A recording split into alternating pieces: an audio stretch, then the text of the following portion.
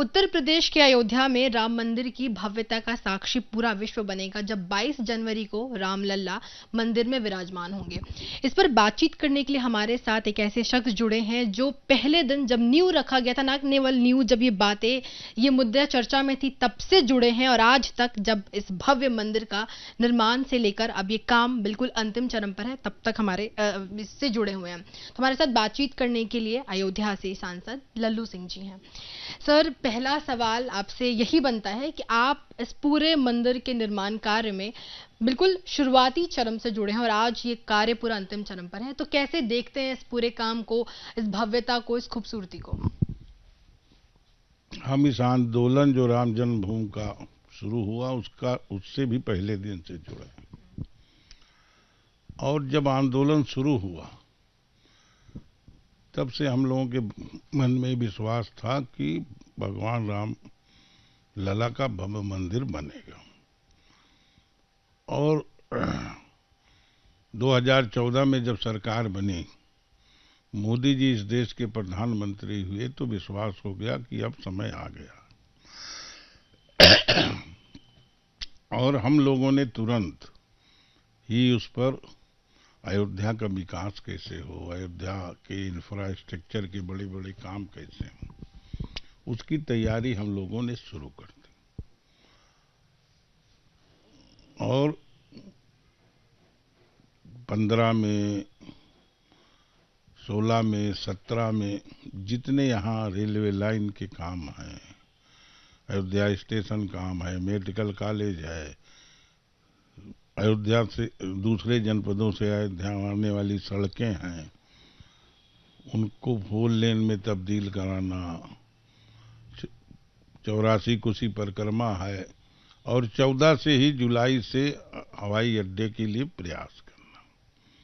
क्योंकि हम लोगों के मन में भाव था कि जब मंदिर बनना शुरू होगा तो उस समय तक ये सारे काम पूरे हो जाने थे और उसी दृष्टि से हम लोग लगे थे। 17 में ही अयोध्या स्टेशन मोदी जी के नेतृत्व में, मार्गदर्शन में जो सरकार चल रही है, अयोध्या का स्टेशन, रेलवे लाइन का दोहरीकरण, मेडिकल कॉलेज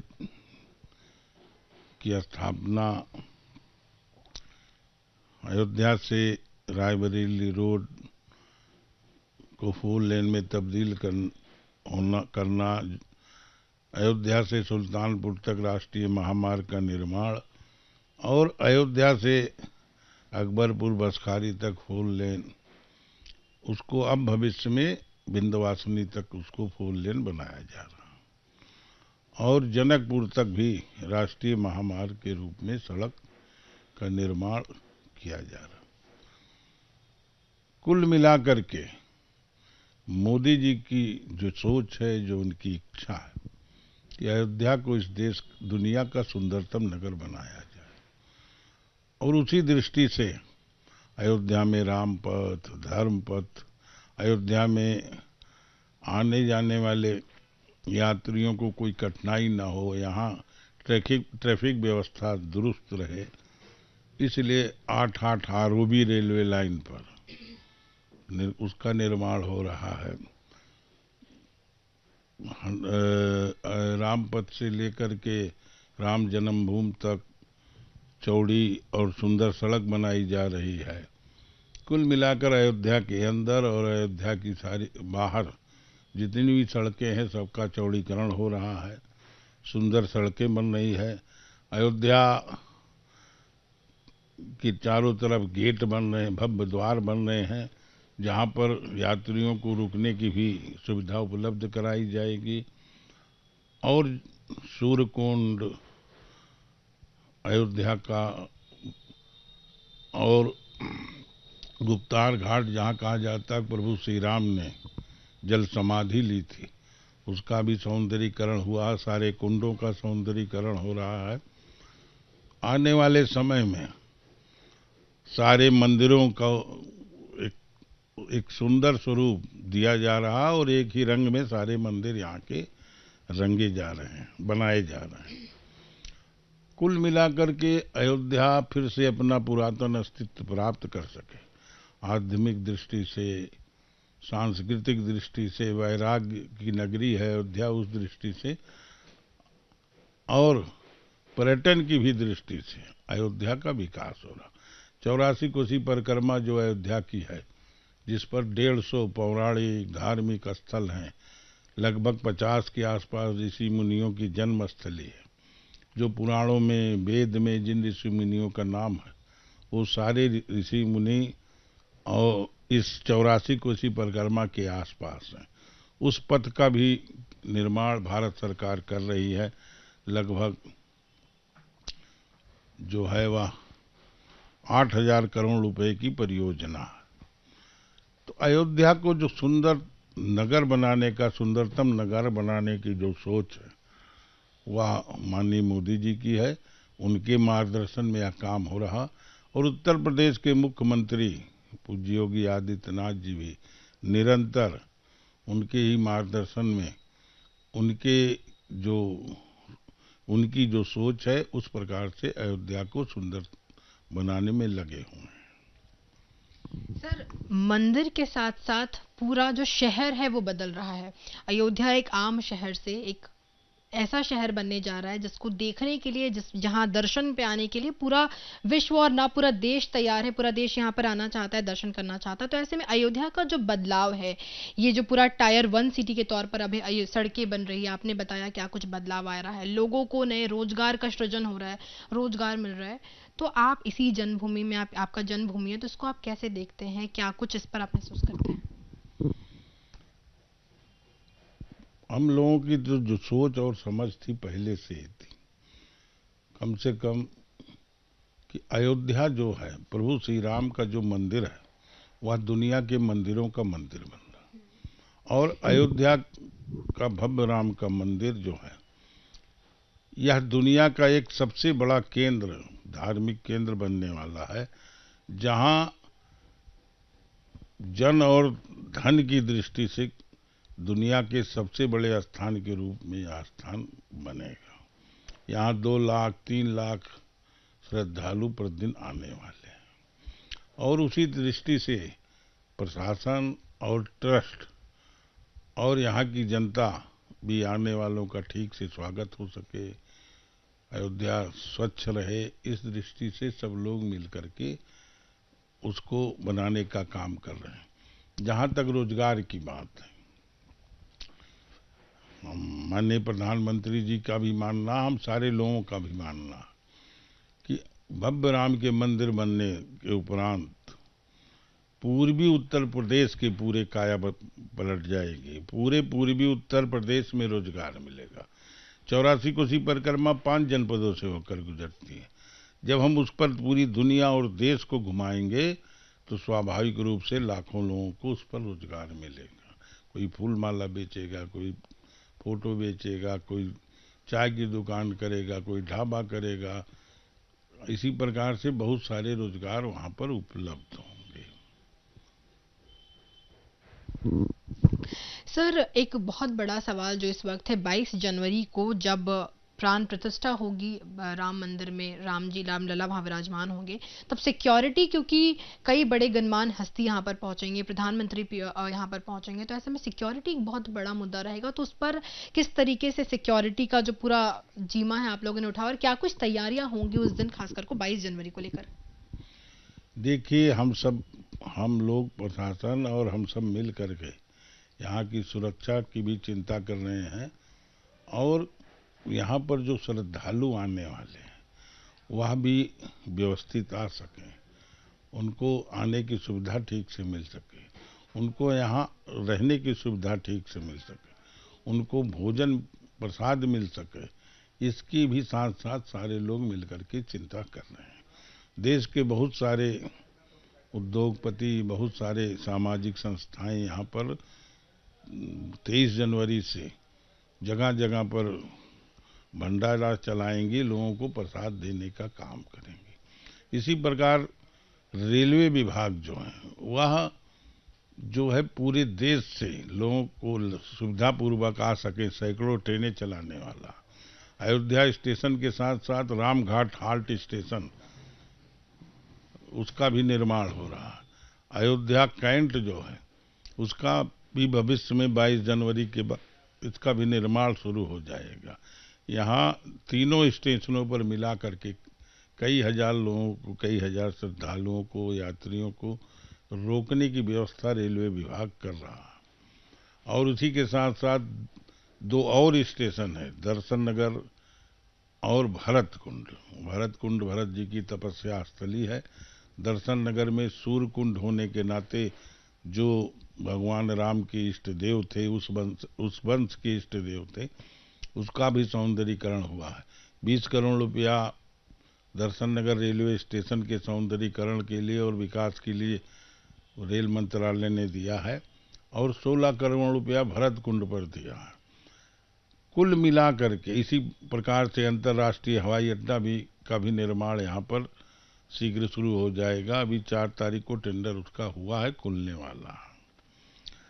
हवाई मार्ग अंतर्राष्ट्रीय हवाई अड्डा का फर्स्ट फेज जो बनकर तैयार हो गया है, लगभग सभी कोनों से यहाँ पर जहाज के माध्यम से लोग आ सकें, वायु मार्ग के माध्यम से यह व्यवस्था भी सरकार कर रही है। तो ट्रैफिक जो सुरक्षा की व्यवस्था है उसका खाका पुलिस विभाग के लोग, सुरक्षा के अधिकारी सब बना रहे हैं। यहाँ पर आने वाले उनकी सुरक्षा ठीक से हो, उनको कोई असुविधा न हो, कोई कठिनाई न हो, यह उनसे माननीय मुख्यमंत्री जी ने भी कहा है कि जैसे कुंभ में पुलिस की प्रशंसा हुई थी, किसी भी पुलिसकर्मी ने किसी के ऊपर हाथ नहीं उठाया, डंडा नहीं उठाया, वैसे ही अयोध्या में ठीक से सुरक्षा व्यवस्था होनी चाहिए। साथ ही साथ यहाँ की स्वच्छता व्यवस्था, शौचालय, अन्य जो सुविधाएं होती हैं वह नगर विकास विभाग के द्वारा आगे तेजी के साथ बढ़ाया जा रहा है। कुल मिलाकर के जो प्रधानमंत्री जी की सोच है, मोदी जी की सोच है, उनके ही मार्गदर्शन में सारे विकास के काम हो रहे हैं। उसको हम सब लोग मिल करके जिसकी जितनी जिम्मेदारी है उसको करने का प्रयास कर रहे हैं।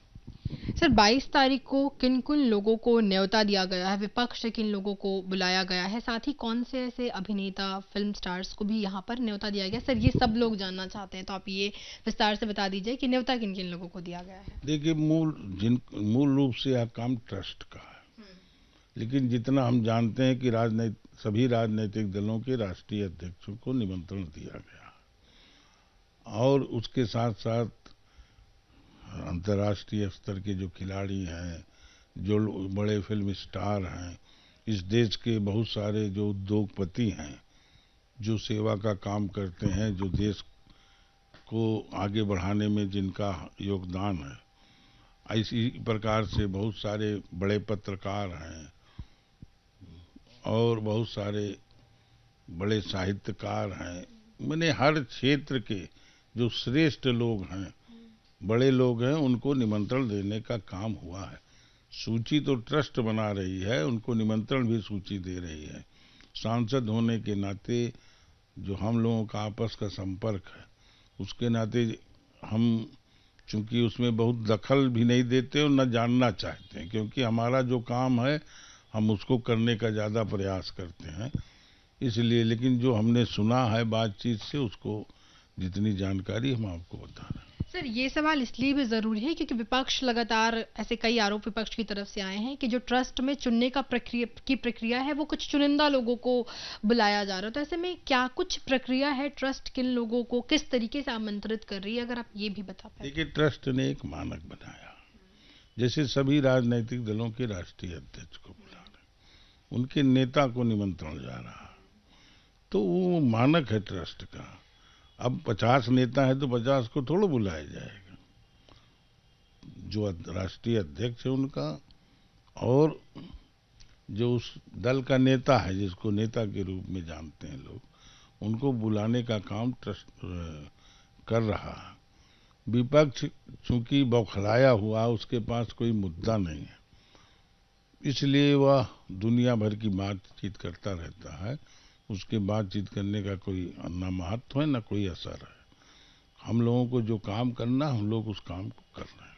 सर, लालकृष्ण आडवाणी और मुरली मनोहर जोशी दो ऐसे नाम हैं जिनके पास ये ट्रस्ट की तरफ से ही कॉल गया था कि स्वास्थ्य का हवाला देते हुए उनको 22 जनवरी को आने के लिए मना किया गया था। स्वास्थ्य जो है कारण बताया गया था। तो ऐसे में ये एक बड़ी चीज़ है क्योंकि वो बड़े बुजुर्ग हैं, उनका बड़ा योगदान रहा है। तो ऐसे में बड़े बुजुर्गों का को न बुलाना या उनका न आना कितना उचित होगा?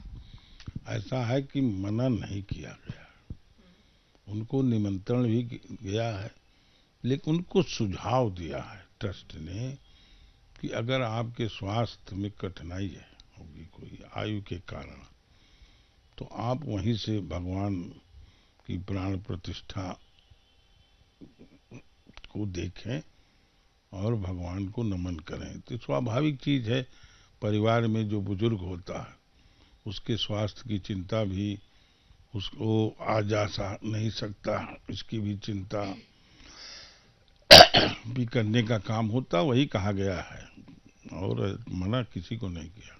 ये सर आखिरी सवाल है कि भव्यता के साथ साथ बहुत बड़ी संख्या में श्रद्धालु यहाँ पर आएंगे और ना 22 जनवरी बल्कि उसके बाद ये जो सिलसिला है वो अनवरत चलता रहेगा। तो ऐसे में अयोध्या नगरी की स्वच्छता, साथ साथ में वातावरण, क्योंकि गाड़ियों का जो चलन है वो बढ़ जाएगा, तो उस पर क्या कुछ आप लोगों की तरफ से बड़ा एक्शन लिया जा रहा है ताकि अयोध्या स्वच्छ, सुंदर और जैसी है वैसी बनी रहे और साथ में श्रद्धालु भी दर्शन करने के लिए आते रहे? देखिए, अयोध्या, मोदी जी की भी अयोध्या वासियों से अपील है और कि सुंदर बनाने का काम तो सरकार कर रही है, निर्माण करने का काम, लेकिन स्वच्छता का ध्यान स्थानीय लोगों को भी करना चाहिए। तो हम सब लोग भी स्थानीय लोगों से अपील कर रहे हैं और मिल करके हम लोग भविष्य में स्वच्छता को भी करने का काम करेंगे। और जहाँ तक अयोध्या का स्वरूप है भी, वह और विस्तार उसका होने वाला। कुल मिलाकर के हम कह सकते हैं कि 84 कोसी जो परिक्रमा है, यह अयोध्या का बड़ा स्वरूप भविष्य में होगा और उसी दृष्टि से अयोध्या का धीरे धीरे विकास हो रहा है। चूंकि निर्माण का काम एक दिन में संभव नहीं, उसमें बहुत समय लगता है, इसलिए कई बड़ी बड़ी परियोजनाएं अभी पाइपलाइन में हैं जो शीघ्र ही स्वीकृत हो जाएंगी। लेकिन कुल मिलाकर के अभी 3-4 साल 5 साल लगेगा पूरे अयोध्या का स्वरूप बदलने में। आज अयोध्या देखने के बाद मन गदगद हो जाता है कि हमारे प्रभु श्री राम की नगरी सज रही है, संवर रही है। स्वाभाविक रूप से सभी राम भक्तों को अच्छा लगेगा और हम लोग तो चूंकि यहाँ के निवासी भी हैं और शुरू से इस काम में लगे हुए हैं, तो इसलिए हम लोग तो हमें कितनी खुशी होगी इसकी आपको हम बता नहीं सकते, ना उसकी कल्पना की जा सकती है। सर, एक सवाल रह गया था, तो ये बस जानना चाहेंगे कि बीच में आपने पीएमओ को चिट्ठी लिखी थी जमीनों को लेकर के, कुछ प्रॉपर्टीज को लेकर आपकी तरफ से एक चिट्ठी गई थी, क्या है वो चिट्ठी और वो जो मुद्दा था जिसको लेकर के आपने चिट्ठी लिखी थी वो कहाँ तक आगे बढ़ा, ये बस बता दीजिए। हमने जो पत्र लिखा था वह नजूल की जो सरकारी जमीन होती उसके संबंध में लिखा था। हमने इसलिए भी लिखा था उसको कि कुछ लोग प्रॉपर्टी डीलर जो हैं उस नजूल की जमीन को अपनी जमीन बनाकर बेच देंगे और जीवन भर की कमाई जो लोग खरीद करके 2 बिस्सा 4 बिस्सा अपना मकान बनाएंगे और भविष्य में कोई अगर सुप्रीम कोर्ट चला गया, हाई कोर्ट चला गया और उनको वह जमीन फिर छोड़ना पड़ा, तो वह परिवार जो है बर्बाद हो जाएगा। इसलिए सरकारी जितनी जमीन है वह चिन्हित हो जाए, अगर किसी ने उसमें हेरा फेरी की है तो वह ठीक हो जाए और उस पर सरकार की जो बहुत सारी योजनाएं हैं, सौंदर्यीकरण की, उद्यान बनाने की, वो सारी बहुत सारी और चीजें बनाने, पार्किंग बनाने की, वह सारी चीजें वहां पर आसानी से बन सकें। यह जो है उस पर वो पत्रावली मिल भी गई है जो पुरानी नजूल की है और वह जितनी जमीनें हैं अगर उसमें कोई हेरा फेरी हुई है तो उसको दुरुस्त करने का काम प्रशासन कर रहा है। बहुत बहुत शुक्रिया बात करने के लिए सर। तो बस वो अलौकिक क्षण जिसका इंतजार लंबे अरसे से भारतवासी अयोध्यावासी कर रहे थे, बस उसमें कुछ दिन और ही हैं। 22 जनवरी को रामलला का प्राण प्रतिष्ठा होगी, जिसका इंतजार लंबे समय से किया जा रहा था। और उसके बाद लोग यहाँ पर रामलला के दर्शन करने के लिए, इस अलौकिक क्षण के दर्शन करने के लिए अयोध्या रामनगरी आ पाएंगे। कैमरा पर्सन राजेश कुमार के साथ मैं मेघा उपाध्याय, एबीपी न्यूज, अयोध्या, उत्तर प्रदेश।